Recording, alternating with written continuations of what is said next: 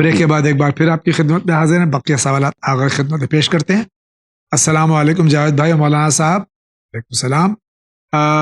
امید رکھتا ہوں کہ آپ لوگ خیریت سے ہوں گے۔ الحمدللہ، انشاءاللہ آپ سب بھی خیریت سے ہوں گے۔ میرا ایک سوال ہے کہ رجب میں روزہ رکھتے ہیں، اس روزے کی نیت رجب کا کرنا ہے یا جو ہمارے رمضان المبارک کے قضا روزے ہیں تو ہم اس قضا کی نیت کریں؟ تھوڑا بتا دیجئے، اور نیت کیسے کرنی ہے وہ بھی بتا دیجئے۔ رجب کی نیت کیسے کرنا ہے، قضا کی نیت؟ بہت بہت آپ کا شکریہ۔ اگر اسی کے ساتھ وضاحت فرما دیجیے کہ اگر ماہ مبارک رمضان کے روزے قضا ہیں تو کیا مستحب روزے رکھ سکتے ہیں؟ دیکھیے، رجب المرجب اور شعبان المعظم کے مستحب روزے کا رکھنا بڑا اہم ہے، اور اس کی بڑی برکتیں روایتوں میں وارد ہوئی ہیں۔ جی لیکن ہماری شریعت میں مستحبی روزہ وہی انسان رکھ سکتا ہے جس کا ماہ مبارک رمضان میں روزہ قضا نہ ہو۔ جی اگر ماہ مبارک رمضان میں کوئی روزہ چھوٹا ہے تو پہلے اس کی قضا کرنی ہے اور اس کے بعد مستحبی روزہ رکھنا ہے۔ جی تو اگر کسی شخص کا ماہ مبارک رمضان میں کوئی روزہ چھوٹ گیا ہے تو بہترین موقع ہے رجب المرجب اور شعبان المعظم کے روزوں کو جو مستحب ہیں ان روزوں کی نیت کے ساتھ، لیکن اصل نیت ہوگی واجب جو ماہ مبارک رمضان کے قضا ہیں ان کی نیت کیجیے، تو آپ کو ثواب مل جائے گا رجب المرجب اور شعبان المعظم کے روزے کا، لیکن آپ کے روزے جو قضا تھے وہ ادا ہو جائیں گے۔ نیت آپ کو یہ کرنی ہوگی، مثلا کوئی ایک انسان ہے جس نے 14 ماہ رمضان المبارک کو روزہ چھوڑ دیا تھا سفر کی بنا پہ، اب وہ نیت کرے گا کہ میں ماہ مبارک رمضان کے اس دن کے چھوٹے ہوئے روزے کی قضا کر رہا ہوں واجب قربتاً الی اللہ۔ یہ اس بنا پر واجب کہنا ہوگا کہ اس نے واجب روزہ چھوڑا ہے، تو واجب نیت کے ساتھ روزہ رکھ لے۔ البتہ چونکہ اس کی نیت میں یہ بات شامل ہے کہ رجب المرجب کے مستحب روزے کی جگہ پر اس کو رکھ رہا ہوں، لہٰذا اس کو رجب کے روزے کا ثواب بھی مل جائے۔ بہت بہت شکریہ۔ اسی کے ساتھ ناظرین کرام، درخواست ہے ہر سال کی طرح اس بار بھی کہ ماہ مبارک رمضان کی آمد ہے، انشاءاللہ ماہ رجب ہے، اس کے بعد ماہ شعبان المعظم ہے، پھر ماہ مبارک رمضان ہے۔ آپ تمام سے گزارش ہے کہ جتنے سوالات ماہ مبارک رمضان کے سلسلے میں، احکامات اور جو آپ کے سوالات ہیں اور جو آپ کی مشکلات ہیں، وہ سوال کی شکل میں جو آپ ہم تک ارسال فرما دیجئے، تاکہ ماہ مبارک رمضان کی آمد سے قبل یا پہلے ہفتے میں ہم ان سوالات کو یہاں شامل پروگرام کر سکیں اور آپ کو علماء کرام سے تسلی بخش جوابات مل جائیں۔ یہ ہر سال میں درخواست کرتا ہوں۔ اصل میں ہوتا یہ ہے کہ کچھ سوالات ماہ مبارک رمضان کے آخری عشرے میں یا آخری ہفتے میں آتے ہیں، اور وہ ہم جب وہ سوالات لیتے ہیں تو ماہ شوال کا چاند نظر آ جاتا ہے، تو پھر وہ سوال رہ جاتے ہیں، اور بہت سی جو مشکلات ہیں، بہت سے جو سوال ذہن میں ہوتے ہیں، وہ جوابات آپ تک نہیں پہنچ پاتے ہیں۔ اس لیے پھر درخواست کر رہا ہوں کہ ماہ مبارک رمضان کے مسائل، جو کچھ بھی آپ کے ذہن میں سوالات ہوں، قبل از وقت ہم تک بھیج دیجیے تاکہ ہم شامل پروگرام ماہ رجب اور ماہ مبارک شعبان میں کر سکیں۔ آپ کا بہت بہت شکریہ۔ اسی کے ساتھ آگے بڑھتے ہیں۔ السلام علیکم جاوید بھائی، مولانا صاحب۔ وعلیکم السلام۔ میرا ایک سوال ہے کہ استبرا کرنے کے ٹائم پہ کچھ نیت کرتے ہیں یا بس اسی طرح سے کر سکتے ہیں؟ 30 منٹ یا 1 گھنٹے میں ایک بار ہم ٹوائلٹ کو جاتے رہتے ہیں، تو کیا ہر بار استبرا کرنا ضروری ہے یا ایک بار کرنا کافی ہے؟ استبرا میں کوئی خاص نیت نہیں ہے، ارادہ آپ کا کافی ہے، اور اس کے بعد وہ عمل، اور اسی طرح سے جتنی دفعہ بھی انسان فریش ہونے جا رہا ہے اس کو استبرا کرنا ہوگا۔ شکریہ۔ اور ایک سوال یہ ہے کہ جب میں صدقہ نکالتا ہوں اس ٹائم پہ میرے ساتھ ساتھ میرے ماں باپ یا والدین کا نام بھی لے سکتا ہوں، یا بس میرا نام ہی صدقہ نکالنا؟ تھوڑا بتا دو صدقہ نکالنے کی نیت کیسے کرنی ہے؟ ایک صدقے میں آپ متعدد افراد کو شامل کر سکتے ہیں، اور نیت میں آپ کو یہ کہنا ہے کہ میں فلاں شخص یا فلاں افراد کی طرف سے یہ صدقہ دے رہا ہوں قربتاً الی اللہ۔ السلام علیکم۔ وعلیکم السلام مولانا صاحب۔ جاوید بھائی، میرا سوال ہے، استخارہ اگر پہلی بار میں صحیح نہیں آیا اور دوسری اور تیسری بار میں صحیح اور سیم جواب آیا ہے تو دوسری بار کا مان لینا چاہیے؟ ہماری ایک بڑی معذرت کے ساتھ ایک بڑی ہماری زندگی کی مجبوری ہے کہ ہم چاہتے ہیں کہ اللہ وہ کہے جو ہم چاہتے ہیں، جی، اور اس بنا پر ایک ہی دفعہ استخارہ منع آ جانے کے باوجود انسان بار بار استخارے کرتا ہے کہ ایک بار تو ہاں آ جائے، جی کہ ایک بار ہاں آ جائے تو پھر نہیں دیکھتا کہ کہیں ایسا نہ ہو کہ نہ آ جائے لہٰذا دوبارہ استخارہ کرے. نہیں، جی نہ آنے کے بعد ہاں آ جانے کے لیے بار بار استخارے ہوتے ہیں، اور ہاں آ جانے کے بعد کبھی بھی دوبارہ استخارہ نہیں ہوتا. اس کے معنی کہ ہم چاہتے ہیں کہ خدا ہمارے ہر کام میں ہاں کہے، جی اور اس لیے ہم بار بار استخارہ کرتے ہیں جو مناسب نہیں ہے. رب العزت نے اگر اپنے فیصلے کی شکل میں کوئی بات کہی ہے تو پھر اس کے مطابق عمل کرنا چاہیے. البتہ مراجع کرام نے بالخصوص آیت اللہ العظمیٰ غیث ثانی حفظ اللہ تعالیٰ نے اجازت دی ہے کہ حالات کے چینج ہو جانے، کنڈیشنز کے بدل جانے کے بعد آپ دوبارہ استخارہ کریں، لیکن اس کے معنی نہیں کہ پھر ہر ہفتے استخارہ ہو، ہر مہینے استخارہ ہو، نہیں، بلکہ ایک بار دوبارہ استخارہ ہو جائے تو بس کافی ہے، بار بار استخارہ نہ کریں، اور پھر جو دوسرا استخارہ آئے اس کے مطابق عمل کریں. شکریہ. میرا دوسرا سوال، اگر استخارے میں کچھ غلط آیا ہے یعنی منع آیا ہے تو کیا اس کی کاٹ کیا ہوگی جس سے وہ آفت ہمیشہ کے لیے ختم ہو جائے؟ پھر ساری زندگی ڈر رہتا ہے، اطمینان نہیں ہوتا. یعنی اس کے معنی ہے کہ استخارہ منع آ جانے کے باوجود آپ کام کر رہے ہیں، جی تبھی ڈر محسوس ہو رہا ہے. جی تو اگر آپ کو وہ کام کرنا ہی تھا، تو استخارہ نہیں دیکھیے. چاہے ہاں آئے چاہے نہ آئے، تو اگر کرنا ہی تھا تو استخارے کے بغیر کیا ہوتا. جی جی انسان یہ سوچتا ہے کہ ہاں آ جائے گا تو خدا کے مطابق کام ہوگا، جی اور نہیں آئے گا تو ہم کو تو کرنا ہی ہے. جی یہ نظریہ، یہ نیت، یہ ارادہ بدلنے کی صورت ہے. خدا کے مشورے کے بعد پھر مناسب یہ ہے کہ جو خدا نے فرمایا اس کے مطابق عمل. شکریہ آغا. جناب جاوید بھائی مولانا صاحب، سلام علیکم. وعلیکم السلام. میرا ایک سوال ہے کہ اس بار مولا حسن علیہ الصلوۃ والسلام کو دسترخوان 24 دسمبر 2024 کو تھا، ہم لوگوں کے دھیان سے نکل گیا بیکاز ہم جہاں رہتے ہیں وہاں آس پاس اپنے والے نہیں ہیں، اس وجہ سے پتہ نہیں لگ پایا. اس بھول اور غلطی کے لیے ہم نے مولا سے بہت معافی بھی مانگی ہے. اب میں مولانا صاحب سے یہ جاننا چاہتا ہوں کہ کیا رجب کے مہینے میں ہم امام حسن علیہ الصلوۃ والسلام کا دسترخوان کر سکتے ہیں، ان کی نظر دے سکتے ہیں؟ پلیز اس کی وضاحت فرمائیں. احمد آباد سے سوال ہے. ہم نے اہل بیت اطہار کو معاذ اللہ اپنے جیسا سمجھا، استغفر اللہ. اور یہیں پر ہم دھوکہ کھا جاتے ہیں. جی وہ عظیم شخصیتی، وہ مرکز رحمت ہیں، بے شک. وہ واسطہ فیض کائنات ہیں. ممکن نہیں ہے کہ ہمارے بھول جانے، ہمارے فراموش کر دینے، یا کسی بھی وجہ سے اگر معصومین کی نظر ہم نہ دے رہے ہوں تو وہ ہم سے ناراض ہو جائیں، یا خدا نخواستہ ہمارے لیے مشکلات پیدا کریں. ایسا نہیں ہوگا. لیکن نظر اگر نظر شرعی ہے جی تو اس کی ایک الگ بحث ہے کہ پھر پروردگار عالم سے چونکہ نظر کیا ہے لہٰذا اس کے برخلاف نہیں کرنا چاہیے. لیکن وہاں بھی بھول جانے کی صورت میں، فراموش کر دینے کی صورت میں یہ کیفیت نہیں ہے. اگر ہم نے کسی وجہ سے کسی نظر کو اپنے وقت پر انجام نہیں دیا تو آپ کے لیے پورے سال گنجائش ہے. جب بھی آپ کو موقع مل جائے، جب بھی آپ کے لیے رزق میں وسعت پیدا ہو جائے، آپ معصومین کے نام سے دسترخوان سجائیے، مؤمنین کو دعوت کیجیے، آئیں گے، بیٹھیں گے، کھائیں گے، آپ کے گھر میں برکتیں آئیں گی، اور معصوم کی طرف سے بھی آپ کو دعائیں حاصل. بہت بہت شکریہ آغا. میرا کویشچن پروگرام میں نہیں شامل ہوا، اس لیے میں کویشچن پھر سے بھیج رہا ہوں. پہلی بات تو یہ ہے کہ آپ کا کویشچن مجھ تک پہنچا نہیں، میں اس کی انکوائری ضرور کروں گا، میں پھر بھی معذرت خواہ ہوں. پلیز میرے کویشچن کو نیکسٹ پروگرام میں ضرور لیجیے گا. ضرور لے رہے ہیں. آج ایک مرتبہ خمس نکالی، فالوئنگ ایئر کی انکم میں سے انویسٹمنٹ کیا ہے جس کو 1 سال نہیں ہوا ہے، تو اب بچی ہوئی رقم میں سے خمس نکلے گا کیا، یا انویسٹڈ سیونگز میں خمس نکالنا ہوگا؟ یہ جو پیسہ آپ نے انویسٹ کیا، اگر اس پیسے پر پہلے خمس نکال چکے ہیں تو اب دوبارہ اس پر خمس نہیں نکلے گا.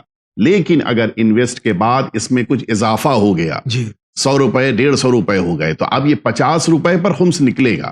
100 روپے پر پہلے خمس نکل چکا ہے، اس پہ یہ جو بڑھ گیا 50 روپیہ اس پر دوبارہ خمس دینا پڑے گا. شکریہ. السلام علیکم. وعلیکم السلام. میرا نام بیبی فاطمہ خاتون ہے. میرا سوال یہ ہے کہ کیا بلی کو پیٹ رکھ سکتے ہیں؟ چینل ون سے ایک شو آئینہ حیات کے episode number 18 Islam and pets میں کہا گیا کہ بلی کو پیٹ رکھ سکتے ہیں، اور اس ایپیسوڈ میں یہ نہیں بتایا گیا کہ بلی کا بال حرام ہے. لیکن میں نے اس سے پہلے بھی مسائل زندگی میں سوال پوچھا تھا آپ لوگوں نے بتایا کہ بلی کا بال حرام ہے، تو اگر کوئی اسلام اینڈ پیٹس ایپیسوڈ دیکھنے کے بعد بلی کو پیٹ رکھ لیتا ہے اور بعد میں پتہ چلتا ہے کہ بلی کا بال حرام ہے، تو پھر اس سے کیا کرنا چاہیے؟ بلی کے بال تو کپڑے وغیرہ میں بھی لگ جاتے ہیں، تو کیا ایسے میں نماز قبول ہو جاتی ہے؟ میں عرض کروں اس سلسلے میں آیت اللہ العظمیٰ آغا ثانی حفظ اللہ تعالی کا فتویٰ بقیہ مراجع سے مختلف ہے، لہٰذا آپ جب ایسا کوئی مسئلہ پوچھ رہے ہوں یا دریافت کسی سے بھی کر رہے ہوں تو یہ ضرور اس میں شامل کریں کہ مجھے آیت اللہ العظمیٰ آغا ثانی کا مسئلہ بتایا جائے۔ جی ہو سکتا ہے جس نے وہ بات کہی وہ کسی مرجع کے مطابق بیان کیا گیا ہو، جی لیکن اس وقت جو میں بیان کرنے جا رہا ہوں وہ آیت اللہ العظمیٰ آغا ثانی حفظ اللہ تعالی کا فتویٰ ہے، جو اتفاقاً موجودہ ہی نہیں گزشتہ مراجع کرام سے بھی مختلف ہے، جی حتیٰ آیت اللہ العظمیٰ آغا خوئی کوئی حفظ سے بھی اللہ جی تعالی سے بھی مختلف ہے۔ جی آیت اللہ العظمیٰ آغا ثانی حفظ اللہ تعالی کی نگاہ میں گھر میں بلی پالنے میں کوئی ممانعت، کوئی قباحت نہیں ہے، آغا نے اجازت دی ہے۔ ایک دوسرے، یہ بلی جو ہمارے گھر میں موجود ہے، اگر اس کا کوئی بال ہمارے بدن پر، ہمارے کپڑے پر آ جائے تو اس کے ساتھ نماز میں مشکل نہیں ہے۔ اگر ایک دو بال ہوں، اگر ہمارے کپڑے پر ایک دو بال آ جائیں تو ہمارے لیے اس میں نماز پڑھنے میں کوئی مشکل آغا ثانی حفظ اللہ تعالیٰ کی نگاہ میں نہیں ہے، سوائے یہ کہ بال زیادہ ہوں تو ایسے موقع پر مشکل ہوگی۔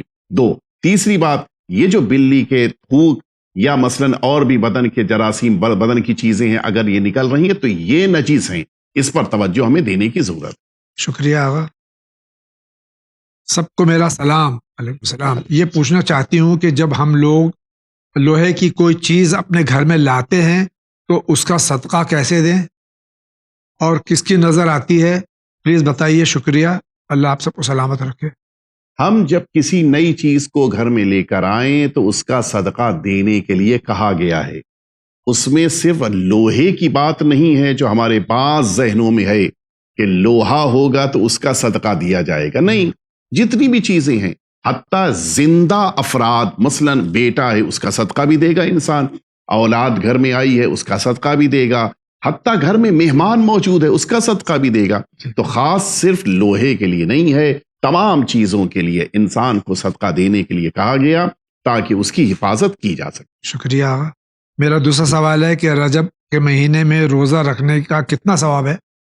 ماہ مبارک رمضان کے روزوں کی بڑی فضیلت ہے، بڑی عظمت ہے، اور ظاہر ہے کہ اتنا تفصیلی حتیٰ ایک ایک دن کے روزے کا ثواب الگ الگ اللہ رب العزت نے قرار دیا ہے، لیکن ایک جملے کے ذریعے سے جو رسالت مآب صلی اللہ علیہ وآلہ وسلم نے فرمایا کہ جو اس ماہ مبارک رمضان کے روزوں کے ثواب کو بیان کرنے کے لیے کافی ہے۔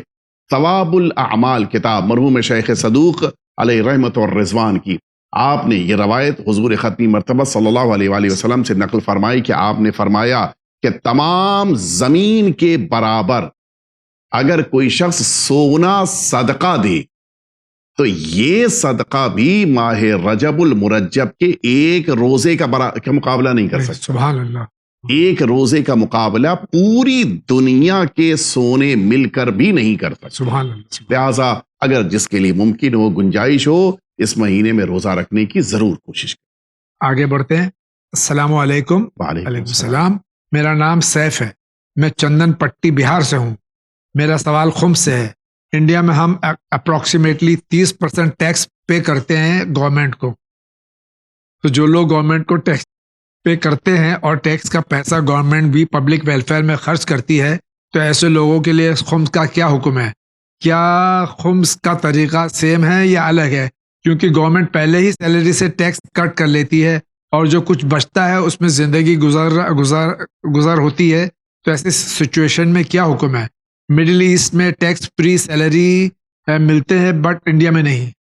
مجھے ایسا محسوس ہو رہا ہے کہ یہ سوال کرنے والے برادر کا اکنامکس سے کوئی ریلیشن ہے، جی، اور شاید اسی بنا پر انہوں نے اتنی دقیق بات جی، توجہ کے ساتھ لکھی ہے۔ تو میں سمجھتا ہوں کہ اگر اکنامکس سے ریلیشن ہے تو بڑی آسانی سے دو لفظوں کے ذریعے سے بات سمجھ میں آ جائے گی۔ جی، ٹیکس انسان کو جو بھی مل رہا ہے اس پہ ہے، اس پر ہے، اور خمس جو فائدے کی بنا پہ بچ رہا ہے اس پر ہے، دونوں الگ الگ چیزیں ہیں۔ بالکل۔ انکم کے اوپر انسان کو ٹیکس دینا ہے، پروفٹ کے اوپر انسان کو خمس دینا ہے، جی، اور پروفٹ کے معنی ہی یہی ہے، اگر سال کے ختم ہو جانے پر جو خمس کی تاریخ آئی، اگر آپ کے پاس کچھ بچا ہے تو خمس دینا ہے. اگر سب کچھ آپ کا خرچ ہو گیا تو آپ کو خمس نہیں دینا ہے. انکم ٹیکس میں یہ صورتحال نہیں ہے. آپ کو جتنا مل رہا ہے اس کے مطابق آپ کو دینا پڑے گا. تو یہی دونوں میں فرق ہے. آپ کو اگر ملنے والی رقم کے مطابق دینا پڑ رہا ہے تو وہ ٹیکس ہے, اور اگر آپ کے خرچ کرنے کے بعد رقم بچ رہی ہے اس پر جو دینا ہے وہ خمس کہلاتا ہے. دونوں الگ الگ چیزیں. بہت بہت شکریہ. السلام علیکم مولانا صاحب. وعلیکم السلام. ایویل آئی کا جو سمبل ہے ڈارک بلو, وائٹ اور لائٹ بلو کا, اس کو لوگ گھروں کے دروازوں پہ ڈالتے ہیں, کی چینز لیتے ہیں, وال ہینگنگ ہوتی ہے, اور کچھ لوگ اس کے نیکلیس بھی پہنتے ہیں, بریسلٹ بھی پہنتے ہیں. اس میں اضافہ میں کر رہا ہوں, کیا اس سمبل کی کچھ ویلیو ہے اسلام میں؟ اس سمبل کو یوز کرنا کیسا ہے اسلام کی نظر میں؟ یہ صرف ایک سمبل ہے, اس کا کوئی تعلق انسان کی زندگی سے نہیں ہے. جی. السلام علیکم. علیکم السلام. وعلیکم السلام. سر ہم جے پور سے بات کر رہے ہیں, آپ سے بات کرنی ہے. زہرا نام ہے میرا. آپ چینل ون پہ رجوع کیجئے انشاءاللہ. جس عالم کا آپ کو یہاں سے نمبر ملے گا آپ ضرور گفتگو کر سکتی ہیں. آپ کا بہت بہت شکریہ. اور اگر سوال بھیجنا چاہتی ہیں تو واٹس ایپ کے ذریعے آپ سوالات اپنے ٹیکسٹ میسیجز یا آڈیو کے ذریعے آپ اپنے سوالات بھیجیے, انشاءاللہ ہم تک ضرور پہنچ جائیں گے. آپ کا بہت بہت شکریہ. السلام علیکم مولانا صاحب. جاہد بھائی. وعلیکم السلام. میرا سوال یہ کہ روزے کی حالت میں آنکھ میں ڈراپس ڈال سکتے ہیں؟ ممبئی ڈونگری سے سیف الدین صاحب کا سوال ہے. آیت اللہ العظمہ سستانی حفظہ اللہ تعالیٰ نے اجازت دی ہے کہ آنکھ میں ڈراپ ڈالنے میں کوئی مشکل نہیں ہے روزے کی حالت میں. ناک میں اگر کوئی مثلا نسل ڈراپ ڈال رہا ہے تو اس کے لیے مشکلات ہیں چونکہ وہ حلق تک جاتا ہے. لیکن آنکھ اور کان کے دوا ڈالنے کے لیے اجازت دی گئی. شکریہ. السلام علیکم. وعلیکم السلام. میرا سوال ہے, اگر انجانے میں فیوچر اینڈ آپشن میں ٹریڈنگ کر کے پیسہ کما لیا گیا ہو لیکن اب پتہ لگ گیا کہ یہ حرام ہے, تو اب پیسوں کا کیا کیا جائے؟ پلیز بتائیں. اور یہ بھی بتائیے وہ پیسہ ہم نے آپ سے جو جیتا ہے وہ حرام, ہمارا جو پیسہ لگایا ہم نے وہ بھی حرام ہو گیا کہ ہمارے لیے؟ فیوچر ٹریڈنگ میں ہمارے مراجع کرام نے اجازت دی ہے کہ پیسہ لگا سکتے ہیں, لیکن اگر جیسا آپ نے کہا کہ کسی خاص ایسے شعبے میں لگایا کہ جہاں پر حرام تھا, تو اگر وہ رقم آئی ہے تو اس کو اس کے مالکوں تک واپس پلٹانا ہو. اور جو انہوں نے پیسہ لگایا وہ پیسہ اگر ان کو واپس ان کا پیسہ ان کو واپس ملے گا تو ان کے لیے جائز ہے, اس میں کوئی مشکل نہیں ہے. لیکن جیسا بتا رہے ہیں کہ یہ حرام والا انہوں نے پیسہ انویسٹ کیا ہے, تو جو ان کا پیسہ ہے وہ تو ان کو ملے گا تو ان کا ہوگا, لیکن جو اضافی پیسہ انٹرسٹ کی شکل میں مل رہا ہوگا وہ پھر اس کے مالکوں تک واپس پہنچانا. شکریہ. السلام علیکم. وعلیکم السلام. میرا سوال ہے, اگر میرے کسی رشتہ دار کی کمائی حرام ہو تو اس سے گفٹ لینا یا اس کے یہاں کھانا پینا کیا کیا حکم ہے؟ اگر اس کی دل آزاری کا ڈر نہ ہو تو کیا کریں؟ اور کئی بار ایسا ہوتا ہے کہ کھانے پینے سے بچ پانا کبھی ناممکن ہو جاتا ہے. انسان کی درآمد میں ہو سکتا ہے کہ کوئی ایک ایسی درآمد ہو کہ جو حرام ہے, یا مثال کے طور پہ ایک ایسا انسان ہے کہ جو خمس نہیں نکالتا ہے, اس کے وہاں بھی کھانے پینے کی اجازت دی گئی ہے. لیکن اگر ہمارا اس کے گھر میں کھانا پینا امر بالمعروف اور نہی عن المنکر کی راہ میں رکاوٹ بن رہا ہو تو پھر ایسی صورت میں اجتناب کرنا ہے, پرہیز کرنا ہے. ورنہ اگر ایسا نہیں ہے تو پھر ان کے ساتھ اٹھنے بیٹھنے کھانے پینے میں کوئی حرج نہیں ہے. شکریہ آقا. السلام علیکم. وعلیکم السلام. میرا نام نذیر عباس. میرا سوال یہ ہے کہ میں نے 21 کلومیٹر سے دور سفر کر لیا ہے, اب وہاں مجھے نماز پڑھنی ہے یا قصر ہے میرے لیے؟ اس مقام پر نماز جماعت سے ادا کرنے کا کیا حکم ہے؟ اگر انسان نے 44 کلومیٹر کا سفر کیا یا جانا اور آنا ملا کر 44 کلومیٹر ہے, یعنی 22 کلومیٹر جانا 22 کلومیٹر آنا, تو اگر یہ 22 کلومیٹر تک چلا گیا تو پھر یہ انسان مسافر ہے. اور مسافر کے معنی یہ ہے کہ اس کو اپنی نماز کو قصر کر کے پڑھنا ہے. اور اگر 22 کلومیٹر سے کم ہے تو پھر اس صورت میں یہ مسافر نہیں شمار ہوگا. جہاں تک مسافر کی باجماعت نماز کی بات ہے تو اگر انسان نے باجماعت مسافر ہوتے ہوئے نماز پڑھی تو 2 رکعت پر ہی اپنی نماز کو مکمل کر لے گا. پیش نماز تیسری رکعت کے لیے جب اٹھیں تو ایسے موقع, چونکہ ظاہر ہے کہ وہ تو وہاں کے رہنے والے ہیں, وہ اپنی نماز کو پورا پڑھ رہے ہوں گے. تیسری رکعت کے لیے جب پیش نماز اٹھ رہے ہوں 4 رکعتی نماز میں, تو آپ جو کہ مسافر ہیں تیسری رکعت میں ان کے ساتھ اٹھ جائیں، اور پھر اگر آپ سورہ الحمد پورا پڑھ سکتے ہیں تو آپ فوراً نیت کر لیں کسی اپنی گزشتہ نماز یا حتیٰ اگلی نماز کی نیت کر لیں، مثلا عصر کی نماز کی نیت کر لیں اور ان کے پیچھے آپ یہ اپنی عصر کی نماز پڑھ لیں۔ لیکن اگر سورہ الحمد تک پڑھنے کا موقع نہیں ہے تو انتظار کریں، پیش نماز جب رکوع میں چلے جائیں تو پھر اب آپ نیت کر کے ان کے ساتھ رکوع میں شامل ہو جائیں، یہ آپ کی پہلی رکعت مکمل ہو جائے گی، اور ان کے ساتھ پھر آپ ان کی چوتھی رکعت میں اپنی دوسری رکعت پڑھ کر اپنی 2 رکعت کی نماز کو ان کے ساتھ مکمل کر لیں۔ بہت بہت شکریہ آغا۔ السلام علیکم۔ وعلیکم السلام۔ میرا سوال ہے کہ آیت اللہ سیستانی حفظ اللہ کے کرپٹو ٹریڈنگ اور انویسٹمنٹ کے بارے میں کیا کہنا ہے؟ کیا یہ جائز ہے یا نہیں؟ کوئی لیٹسٹ نیوز ہے اس بارے میں؟ آیت اللہ الازماغ سیستانی حفظ اللہ تعالیٰ نے اس مسئلے میں سکوت اختیار کرتے ہوئے کوئی فتویٰ نہیں دیا ہے، لہٰذا اگر اس مسئلے میں آپ کو آگے بڑھنا ہے تو ان کے بعد کے اعلم مرجع کی طرف رجوع کر کے ان کے فتوے کے مطابق عمل فرمائیں۔ شکریہ آغا۔ السلام علیکم۔ وعلیکم السلام۔ میرا یہ سوال ہے کہ جیسے کوئی شخص کہیں جا رہا ہو اور ایک شخص نماز کی حالت میں ہے اور وہ اس کو روکنا چاہ رہا ہو تو اس حالت میں سورہ بلند آواز میں پڑھ کر اسے روک سکتا ہے متوجہ کرنے کے لیے؟ جہری نماز کو اخفات سے پڑھنا، یعنی بلند آواز سے نماز جہاں پڑھنا تھا وہاں آہستہ پڑھنا، یا برعکس اپنی آہستہ نماز کو بلند آواز سے پڑھنا، اس کی اجازت نہیں ہے۔ آپ کسی اور طریقے سے، یعنی کسی ایک جگہ پر ذرا سی آواز کو بڑھا کر اپنی بات کو متوجہ کرا سکتے ہیں، لیکن اس طرح سے ہو کہ نماز کی حیت اور نماز کی کیفیت پر اثر نہ پڑے۔ شکریہ۔ السلام علیکم۔ وعلیکم السلام۔ میرا سوال ہے اگر کسی وجہ سے معاشرے میں رہ کر نجس ہاتھوں کا بنا ہوا کھانا کھانا پڑ جائے تو کھانے سے پہلے بسم اللہ کہہ سکتے ہیں یا نہیں؟ بسم اللہ جو انسان کہہ رہا ہے وہ اس بنا پر کہ کام شروع کر رہا ہے، تو کام کے شروع کرنے سے پہلے بسم اللہ کہنے کے لیے بہت زیادہ تاکید وارد ہوئی ہے۔ بہت بہت شکریہ۔ اب ایک سوال ہے، اس کے ساتھ میں انہوں نے فوٹو بھی بھیجا، میں ٹی وی پہ دکھانے کی کوشش کروں گا۔ السلام علیکم۔ وعلیکم السلام۔ کیا نظر بینڈ یوز کرنا اسلام میں جائز ہے؟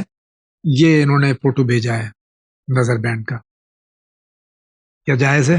میں نے اس سے پہلے بھی جسٹ یہی سوال آیا تھا، اس وقت یہ بات عرض کی تھی کہ ان کے اثرات ہمارے اوپر نہیں ہوتے، یہ ہمارے ذہنوں میں تصور ہے کہ اس کی بنا پر ہم نظر بندی سے محفوظ رہیں گے اور دوسروں کی نظر نہیں لگے گی۔ دوسروں کی نظر سے بچنے کے لیے دعائیں وارد ہوئی ہیں، ان دعاؤں کو پڑھنا چاہیے۔ بہت بہت شکریہ۔ السلام علیکم۔ وعلیکم السلام۔ ہمارا سوال یہ ہے کہ کیا لڑکیوں کو جمعرات کے دن اور عورتوں کو جمعے کے دن ہی نہانا چاہیے؟ اس میں کیا ایک صحیح بات ہے؟ ایسا کچھ ہمارے وہاں نہیں ہے، بلکہ جب بھی انسان کو 2 طرح کے نہانے ہوتے ہیں، کچھ نہانے بلکہ 3 طرح کے ہیں، کچھ نہانے واجب ہیں، کچھ نہانے مستحب ہیں، اور کچھ موقعوں کے اوپر کامن شک میں انسان اپنے بدن کو دھوتا ہے۔ تینوں کی ہر موقع پر اجازت ہے، بلکہ اتفاقاً جو مستحب غسل ہیں، مثال کے طور کے اوپر شب قدر کا غسل، وہ اگر جمعے کے علاوہ آ گیا، اگر جمعرات کے علاوہ کوئی دن آ گیا تو کیا اس موقع پر نہیں ہے؟ نہیں ہے، بلکہ باقاعدہ مثلا روز جمعہ کا غسل مستحب ہے، تو روز جمعہ کا غسل خاتون ہو یا بچی ہو سب کو کرنے کے لیے مستحب قرار دیا گیا، حتیٰ مردوں کے لیے بھی ہے، خواتین کے لیے بھی ہے۔ تو یہ کہنا کہ خاتون بچی ہے تو کس دن کرنا ہے، خاتون ہے تو کس دن کرنا، ایسا کچھ ہمارے وہاں وارد نہیں ہوا ہے۔ بہت بہت شکریہ۔ سوال یہ کہ طلاق کی تحریر پہ سگنیچر نہ ہو تو کیا طلاق پھر بھی ہو جائے گی؟ کچھ مولانا کہتے ہیں کہ ہو جاتی ہے۔ دیکھیے میں اس وقت واضح کر دوں، طلاق کے لیے صیغے کا جاری ہونا ضروری ہے، لیکن بات کو پہنچانے کے لیے اور اختلافات سے بچنے کے لیے، ثبوت کے لیے وہاں پر دستخط کیے جاتے ہیں۔ شوہر کی دستخط ہوتی ہے، زوجہ کی دستخط ہوتی ہے، جس نے صیغے جاری کیے اس عالم کی دستخط ہوتی ہے، 2 گواہوں کی دستخط، یہ ساری دستخط ایویڈنس کے طور پہ ہوتی ہیں تاکہ موقع پر ان کو استعمال کیا جا سکے، ورنہ خود ان کا شریعت میں کوئی ایسی ضرورت نہیں ہے کہ وہاں پہ دستخط ہی ہونی چاہیے۔ ہو سکتا ہے کہ دستخط نہیں کیا، انگوٹھا لگا دیا تب بھی کافی ہے، دستخط بھی نہیں کیا، انگوٹھا بھی نہیں لگایا، قبول کر لیا، بس کافی ہے۔ تو وہاں پر صیغے کا جاری کرنا ضروری ہے، بقیہ تمام چیزیں ایویڈنس کے طور پر یوز ہوتی ہیں، گواہی کے طور پر استعمال ہوتی ہیں، یا اختلافات سے بچنے کے لیے استعمال۔ بہت بہت شکریہ آغا۔ السلام علیکم مولانا صاحب۔ وعلیکم السلام۔